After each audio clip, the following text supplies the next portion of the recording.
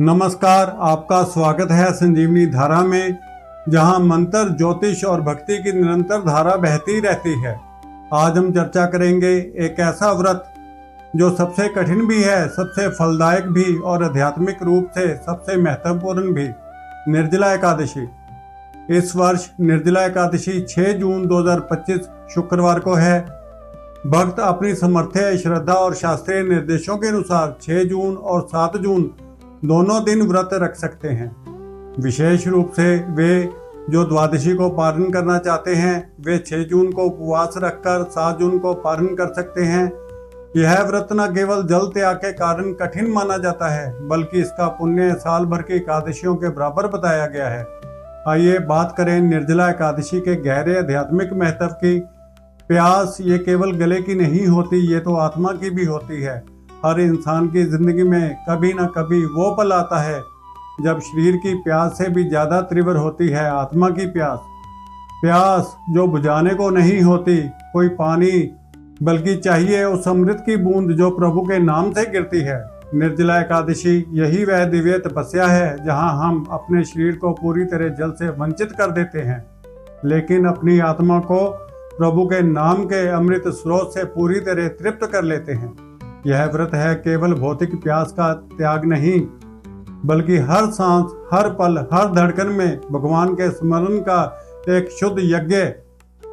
जब मन मन में गूंजे ओम नमो भगवते वासुदेवाय, तभी यह व्रत बन जाता है सच्ची भक्ति की पहचान। महाभारत के महाबली भीमसेन ने भी इस निर्जला व्रत को रखकर साबित किया कि श्रद्धा और अटूट विश्वास से बढ़कर कोई शक्ति नहीं। इसलिए इसे भीम एकादशी कहा जाता है, जो दिल की गहराई से की गई भक्ति का प्रतीक है। श्री व्यास मुनि के वचनों में है, यदि आप एक दिन में साल भर की सारी एकादशियों का पुण्य पाना चाहते हैं तो निर्जला एकादशी का पालन कीजिए। जल के बिना भी अपने हृदय को परमेश्वर के प्रति समर्पित रखिए। इसलिए निर्जला एकादशी को सर्व एकादशी कहा गया है, क्योंकि यह सारी एकादशियों का सार है। यह सभी व्रतों का एक संगम है। यह वो तप है जहाँ शरीर निर्जल रहता है, लेकिन आत्मा पूर्णतया प्रभु के प्रेम और करुणा से भीगी होती है।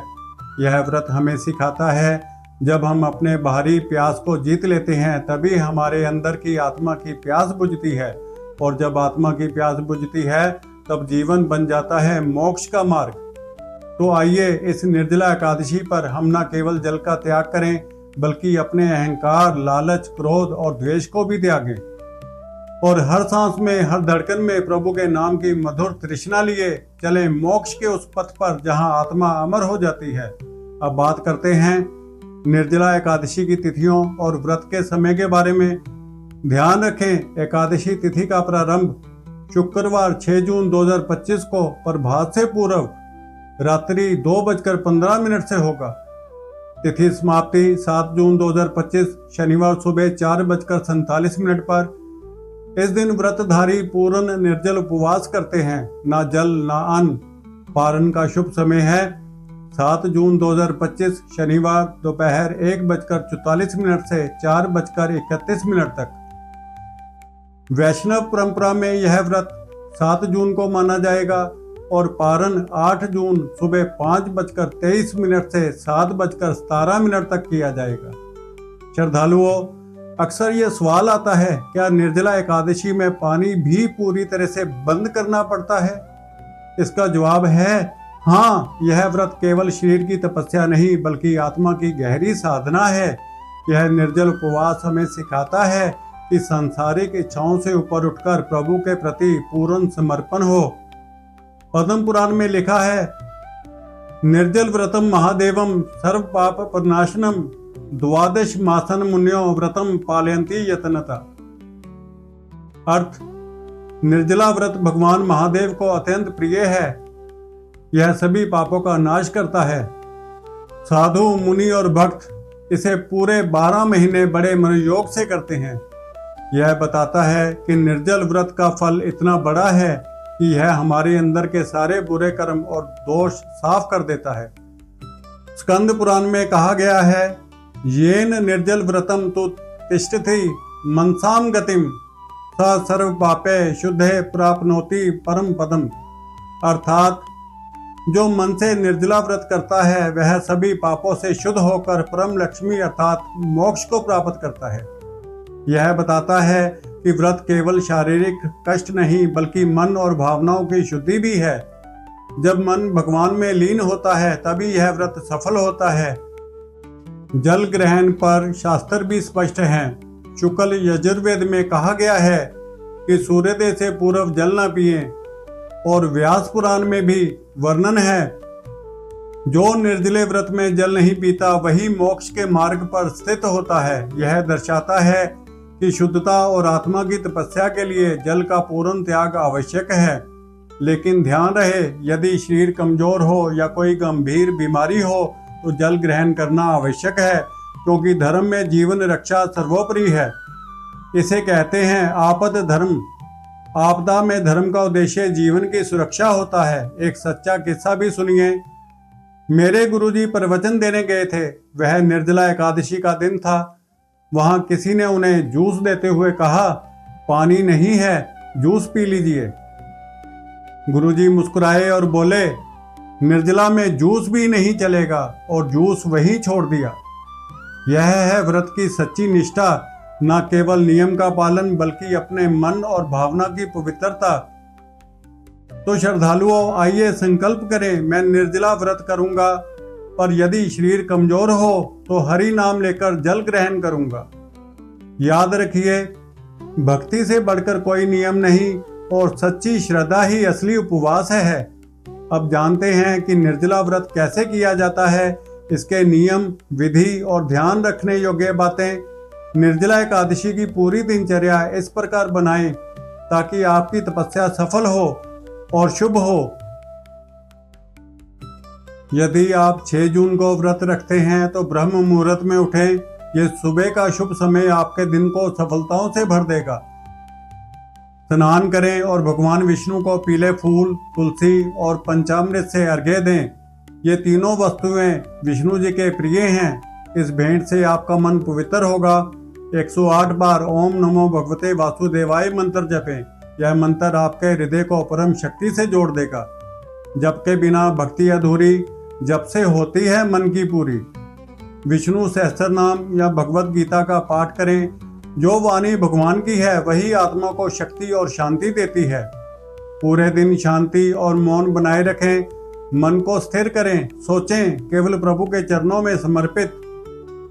मौन में छुपी है सबसे बड़ी शक्ति, जब बोलती है आत्मा की निष्ठा।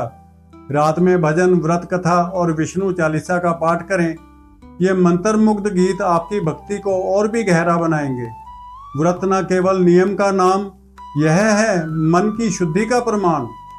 शरीर निर्जल, मन पूर्ण जल, यही है निर्जला एकादशी का अनमोल खेल। इस तरह से निर्जला एकादशी आपके जीवन में शुद्धता, समर्पण और मोक्ष के द्वार खोलती है। इस तप को सही विधि से निभाएं और देखें कैसे आपके जीवन में नई ऊर्जा, शांति और शक्ति का संचार होता है। श्रद्धालुओं, आइए सुनते हैं इस महान कथा को जिसने भीमसेन जैसे महाबली को भी अपनी तपस्या से दंग कर दिया। श्रद्धालुओं, एक बार महर्षि व्यास जी ने कहा, हे पांडु पुत्र, यदि तुम नरक की यातनाओं से बचना चाहते हो और इस जीवन के बाद मोक्ष प्राप्त करना चाहते हो तो तुम्हें हर महीने की दोनों एकादशी तिथियों पर भगवान विष्णु का पूजन, दान और व्रत करना अनिवार्य है। यह सुनकर भीमसेन बोले, हे महर्षि, युधिष्ठिर, अर्जुन, नकुल, सहदेव, कुंती और द्रौपदी सभी एकादशी व्रत करते हैं। मैं तो दान और पूजा कर सकता हूँ, लेकिन व्रत रखना मेरे लिए कठिन है। मेरे पेट में वृक नाम की अग्नि है जिससे बिना भोजन मैं ज्यादा देर तक रह नहीं सकता। महर्षि व्यास जी ने समझाया, हे भीम, ज्येष्ठ मास के शुक्ल पक्ष में जो एकादशी आती है वह निर्जला एकादशी कहलाती है। यह व्रत पूरे साल में सिर्फ एक बार आता है। इस दिन ना जल ग्रहण करना है और ना अन्न। उन्होंने आगे कहा, जो श्रद्धालु सूर्योदय से लेकर द्वादशी के सूर्योदय तक बिना एक बूंद जल लिए इस व्रत का पालन करता है उसे पूरे साल की सभी एकादशियों का फल प्राप्त होता है। द्वादशी के दिन ब्रह्म मुहूर्त में उठकर स्नान करें, ब्राह्मणों को दान दें, ओम नमो भगवते वासुदेवाय मंत्र का जाप करें और गोदान करें और फिर स्वयं भोजन करें। महर्षि व्यास जी ने यह भी बताया, भगवान विष्णु ने स्वयं मुझे यह व्रत बताया है। यह व्रत हजारों तीर्थों और दान से भी अधिक पुण्यदायक है। जो इसे मन प्राण से करता है वह जन्म जन्मांतर के पापों से मुक्त होता है। भीमसेन ने पूरी श्रद्धा और दृढ़ निश्चय से निर्जला एकादशी का व्रत रखा। इतनी कठिन तपस्या के कारण वे लगभग संज्ञा खो बैठे, लेकिन पांडवों ने गंगा जल, तुलसी और चरणामृत से उनकी मूर्छा दूर की। तब से यह व्रत भीमसेनी एकादशी के नाम से विख्यात हुआ। श्रद्धालुओं, इस कथा से सीखिए, निर्जला एकादशी है आत्मा की असली तपस्या जो भीतर तक प्यास बुझाती है। यह व्रत हजारों तीर्थ और दान से भी कई गुना पुण्य देता है। जो मन से करता है यह व्रत, वह जन्म जन्मांतर के पापों से मुक्त होता है। श्रद्धालुओं, निर्जला एकादशी केवल व्रत नहीं बल्कि श्रद्धा और तपस्या की एक महान परीक्षा है जो हमें मोक्ष के द्वार तक पहुंचाती है। चलिए अब पारण के सही समय और विधि के बारे में बात करते हैं। पारण का शुभ समय 7 जून दोपहर 1:44 से शाम 4:31 तक रहेगा। सबसे पहले जल भगवान श्री हरि को अर्पित करें, फिर फल और तुलसी जल से व्रत तोड़ें, अंत में अन्न ग्रहण करें और भगवान का धन्यवाद करें। वैष्णव भक्त 8 जून सुबह 5:23 से 7:17 तक पारण कर सकते हैं। बिल्कुल श्रद्धालुओं, निर्जला एकादशी व्रत के दौरान जल त्याग का समय सही ढंग से समझना और पालन करना बेहद जरूरी है, क्योंकि यही नियम व्रत की पूर्णता और उसके फल की प्राप्ति के लिए मार्गदर्शक होते हैं। चलिए विस्तार से जानते हैं 6 जून और 7 जून को व्रत रखने वाले भक्तों के लिए जल त्याग के नियम। 6 जून को निर्जला एकादशी व्रत रखने वाले श्रद्धालुओं, 6 जून की सुबह सूर्योदय के ठीक बाद से ही आपको जल ग्रहण करना बंद कर देना है। इसका अर्थ है कि जैसे ही सूरज उगता है आप पूरी तरह से निर्जल हो जाएं। इस निर्जला व्रत में आपको पूरी तरह से पानी से दूर रहना है और यह त्याग 7 जून के पारण यानी दोपहर में व्रत खोलने के समय तक जारी रखना होगा। मतलब साफ है, 6 जून की सुबह सूर्योदय के बाद 7 जून के पारण तक आप ना तो पानी पी सकते हैं और ना ही किसी भी तरह का जल ग्रहण कर सकते हैं। 7 जून को निर्जला एकादशी व्रत रखने वाले श्रद्धालुओं के लिए जल त्याग की शुरुआत, यदि आपने व्रत 7 जून को रखा है तो जल ग्रहण त्याग इस दिन सूर्योदय के बाद से शुरू करना होगा। यह त्याग अगले दिन यानी 8 जून के पारण तक रखना होगा, तब जाकर आप जल ग्रहण कर सकते हैं। कुछ महत्वपूर्ण बातें ध्यान में रखें।